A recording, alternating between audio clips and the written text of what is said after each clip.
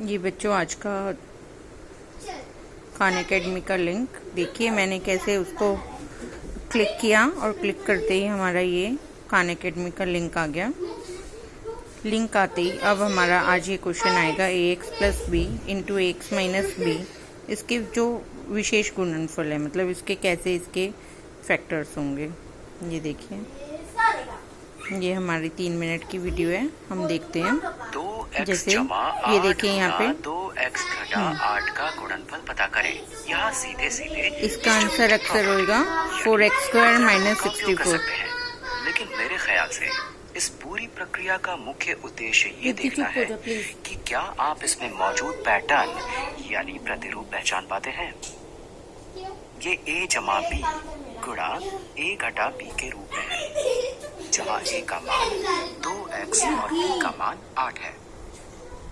हमारे पास 2x जमा 8 और फिर है 2x घटा 8, a जमा b और a घटा b। मैं चाहता हूँ कि मैं इसे सीधे गुणा कर दूं और देखूं कि हमें क्या मिलता है। आपके पास ये पैटर्न यानी प्रतिरूप आने पर गुणनफल वास्तव में किस तरह दिखाई देता है। तो इसको गुणा करने के लिए हम a जमा b को वितरित कर देते हैं। हम इन सभी को वितरित कर देते हैं। पहले पूरे a जमा b को वितरित करते हैं a पर और फिर इसे वितरित करते हैं b पर। हम यहाँ इस सवाल पर इसी तरह से वितरण का प्रयोग कर सकते थे और इस तरीके से मैं यहीं पर इस समस्या का हल निकाल सकता था, लेकिन मैं मौजूदा आम पैटर्न यानी प्रतिरूप को ढूंढना चाहता हूँ। तो a जमा b गुणा a, हमारे पास है a गुणा a जमा b, यानी ये गुणा ये और फिर ये देखिए, ये इस एक फर्स्ट टर्म से इस पूरे को मल्टीप्लाई कर देंगे, प्लस आना चाहिए यहाँ पे। अच्छा, इस वाले से कर रहा है, सेकंड वाले से फिर से कर सकता हूँ। मैं a और फिर इस b पर वितरण का प्रयोग करूंगा और इस तरह मुझे मिलता है a का वर्ग। a गुणा a हुआ a का वर्ग जमा a गुणा b जो हुआ ab, और अब मैं ऋणात्मक b के साथ भी यही प्रक्रिया दोहराऊंगा। ऋणात्मक b गुणा a हुआ, ऋणात्मक होता है बच्चों नेगेटिव नंबर, ऋणात्मक ba, ये एक ही बात है। और ऋणात्मक b गुणा b हुआ ऋणात्मक b का वर्ग। तो इसे सरल करने पर क्या मिलता है, मेरे पास एक ab है और फिर मैं एक ab घटा रहा हूँ, तो ये दोनों तो एक दूसरे को निरस्त कर देंगे और मेरे बच्चों इसने ये इसलिए ऐसे किया होगा। a माइनस बी इसने पहले इसलिए लिया कि आपका ये जो प्लस का ए बी है और माइनस का ए बी है ये इकट्ठे आ गया, और हम बहुत क्लियरली देख सकते हैं कि प्लस के ए बी से माइनस का ए बी कट जाता है। तो हमारा आंसर में बच गया a² माइनस b²। अब देखो ये बताएगा, के पास बचेगा बस a का वर्ग घटा b का वर्ग। तो आम पैटर्न यानी प्रतिरूप जो कि जल्दी से पता करने के लिए काफी अच्छा है, वो ये है कि a जमा b गुणा a घटा b हमेशा a का वर्ग घटा b का वर्ग के बराबर होगा। तो हमारे पास एक a जमा b गुणा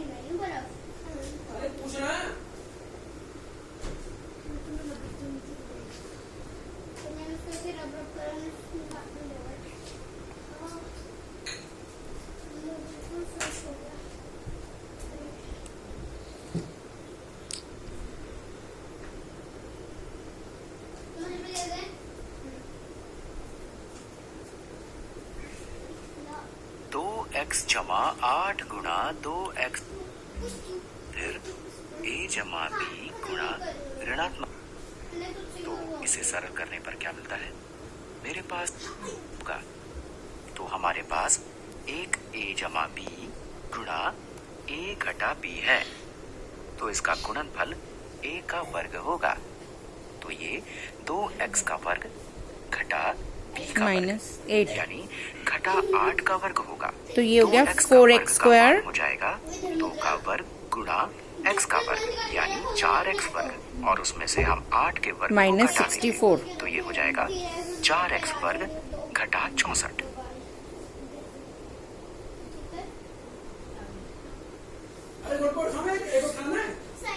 देखो कह रहा है आपने 850 ऊर्जांक कमाए। ओके, अब ये रद्द कर दिया। अब हम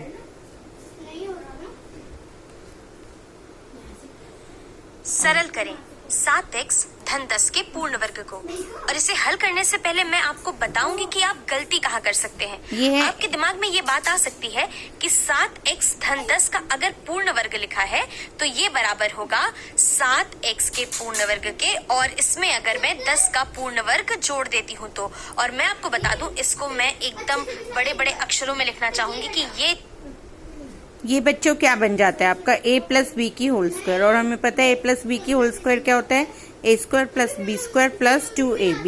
पर हम गलती क्या कर सकते हैं, a square plus B square लिख दिया और हो गया काम। बच्चों ऐसे नहीं होता, ये आपका पूरा आएगा a square plus B square plus 2ab। ये देखो अभी ये बताएंगे। ये चीज गलत है, ये बिल्कुल ही गलत है।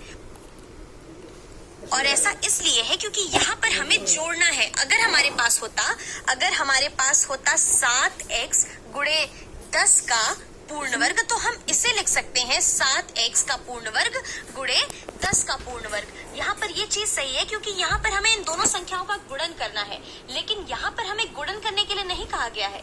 यहाँ पर हमारे पास जोड़ने का चिन्ह है और हमें यहाँ पर दो पदों के योग का पूर्ण वर्ग निकालना है, या फिर हम इसे कह सकते हैं कि हमें यहाँ पर एक द्विपद का पूर्ण वर्ग निकालना है। और इसे करने के लिए हम बंटन का इस्तेमाल कर सकते हैं।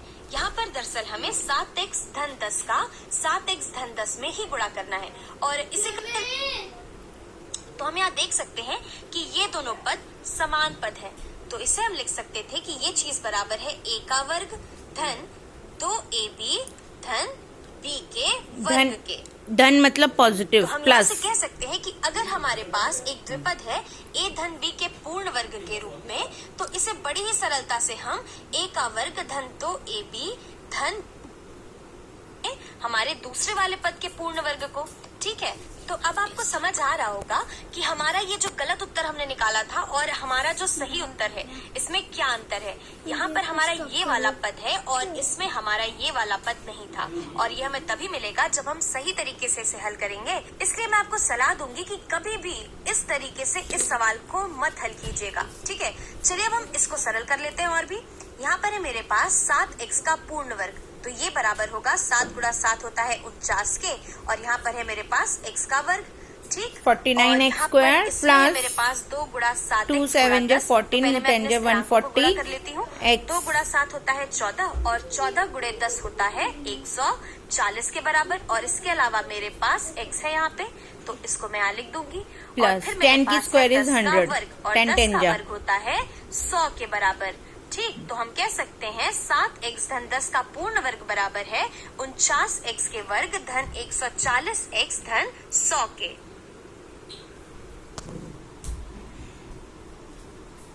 ठीक है बच्चों, अब हम आ गए हमारे थर्ड उस पे।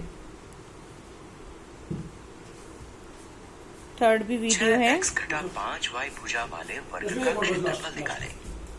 चलिए अपना वर्ग बनाते हैं और वर्ग की सभी भुजाओं की लंबाई एक समान होगी। और यहाँ कहा गया है कि हर भुजा की लंबाई जो कि सबके लिए एक समान है वो 6x घटा 5y है। इस तरह से ऊंचाई 6x घटा 5y हो जाएगी और इस तरह से चौड़ाई 6x घटा 5y होगी। और अगर हम वर्ग के क्षेत्रफल का पता लगाना चाहते हैं तो हमें बच्चों इसमें ये कह रहा है कि एक स्क्वायर है जिसकी एक साइड है 6x माइनस 5y, तो उसका एरिया निकालो। बच्चों में बहुत अच्छी तरह पता है स्क्वायर का एरिया क्या होता है, a स्क्वायर मतलब दोनों साइड को मल्टीप्लाई करना है। तो हमारा ये हो गया a माइनस बी की होल स्क्वायर। और हमें कितनी अच्छी तरह पता है a माइनस बी की होल स्क्वायर का फॉर्मूला होता है a square plus B square minus 2ab। अब बस ये वही करके दिखा देगा आपको, देखिए ध्यान से। चौड़ाई को ऊंचाई से गुणा करना होगा। इस तरह से इस वर्ग का क्षेत्रफल बस चौड़ाई जो कि 6x घटा 5y है गुणा ऊंचाई जो कि 6x घटा 5y ही है। बस अब हमें इन दो द्विपदों को गुणा करना होगा। ऐसा करने के लिए हम या तो फॉइल का उपयोग कर सकते हैं अगर आपको चीजें याद रखना पसंद है, या फिर हम बस वितरण गुण को 2 बार लागू कर सकते हैं। अब अभी हम ये कर सकते हैं कि हम